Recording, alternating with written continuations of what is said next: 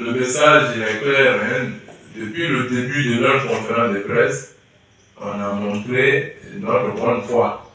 Et la question de la journaliste Angèle a fait que nous sommes allés en profondeur pour dire que nous ne sommes pas intimidés, que nous ne sommes pas négligents, mais nous savons que nos parents ont souffert.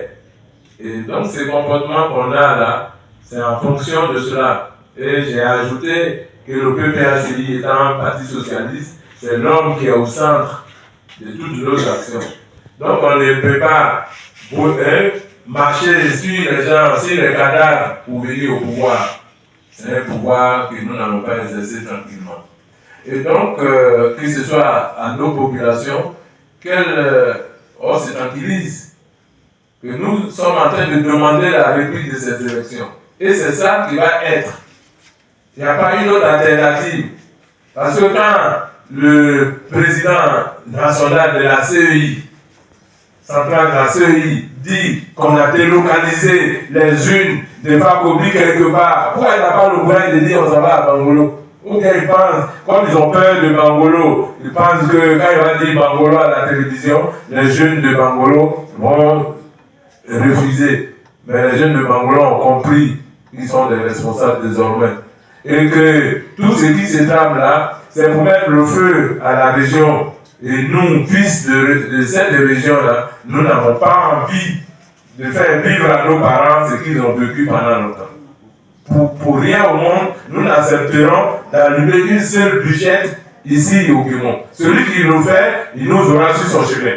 On va le dénoncer. Et la seule façon que nous avons pour le dénoncer, c'est de faire des conférences de presse, c'est de les interpeller pour dire, c'est vous qui avez dit que nous sommes dans un état de droit. C'est vous qui dites, vous êtes un rassemblement des ouvriers pour la démocratie et la paix. La démocratie ne vole pas les unes la nuit pour aller délibérer ailleurs. C'est pas ça la démocratie. La paix, ce n'est pas les armes.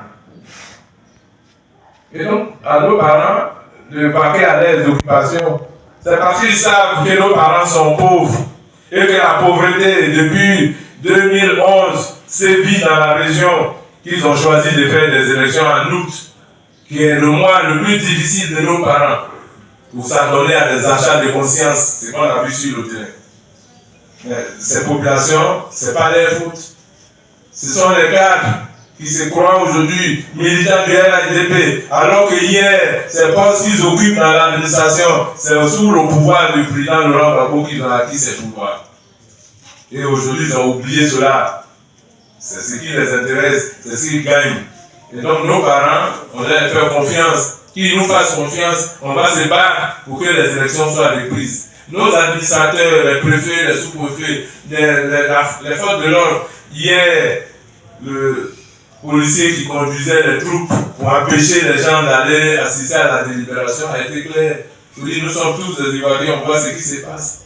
Mais de grâce, rentrez chez vous, parce que l'ordre qu'on a eu, c'est de taper qui veut s'avancer dans le bureau de la CEI.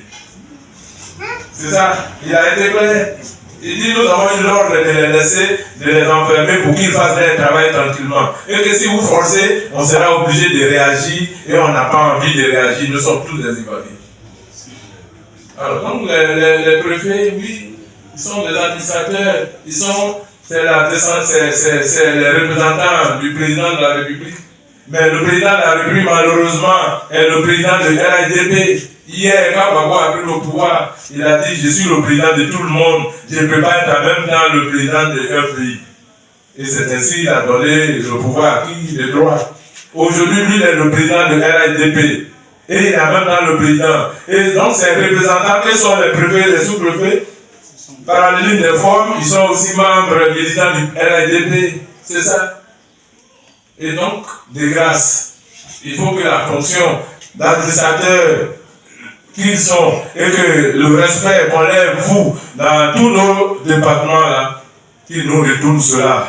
Et que ceux qui ont le droit d'être à la tête de la région du Guémon, que les enfants du Guémon ont choisi, c'est Bilouz Rewe Daniel, et c'est ça qui est sorti de tout. On le déclare candidat. À défaut de le déclarer candidat élu, on reprend les élections, comme on l'a fait à Kubli, au temps de Niambi. On n'a qu'à le faire, personne ne mourra. C'est hier encore, on a dit de faire le décompte. Ils ont refusé, préféré les armes au décompte. Aujourd'hui, on leur demande encore de reprendre les élections. Il ne faut pas qu'ils s'obstinent à déclarer des gens qui ne sont pas élus chez nous. Je vous remercie.